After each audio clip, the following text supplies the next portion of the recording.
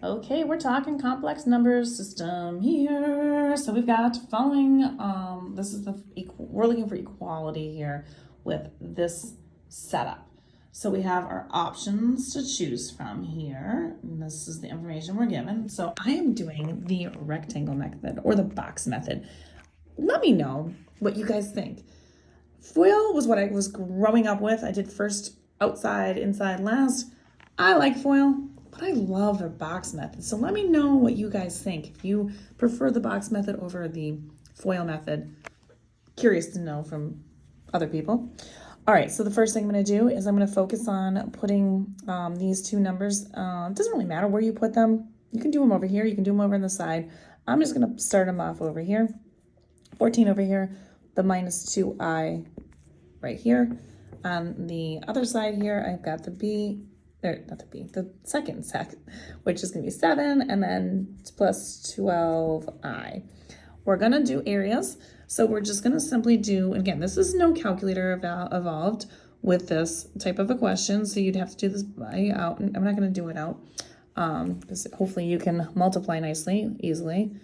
This gives me just a plain old 98. Over here, 7 times negative 2i would be negative 14i. Over here, we're going to do just 12 times the 14, and that's obviously i's. That's 168i.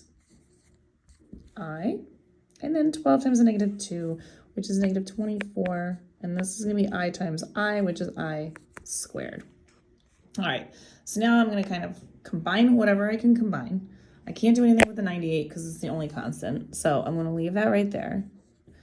All right, now I'm going to look at the i's. Always look for the diagonal because it's usually where you're going to find it, this way or this way typically.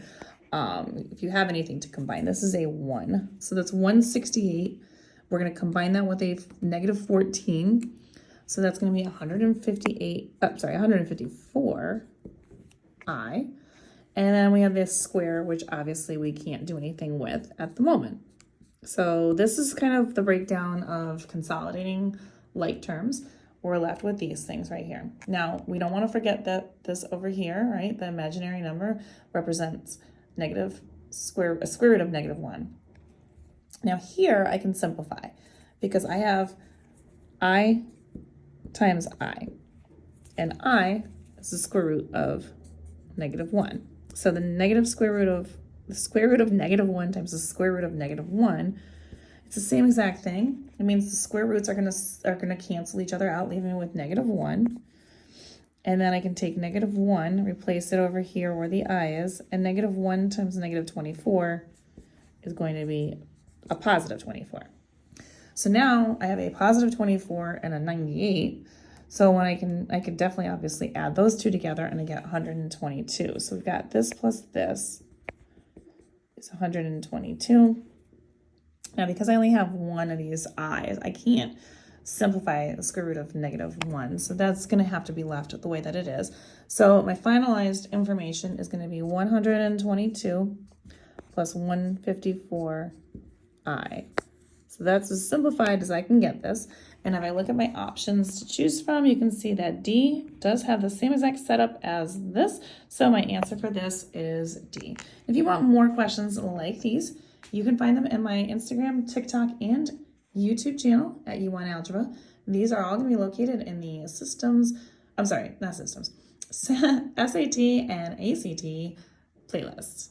Thanks. Share, like, follow for more.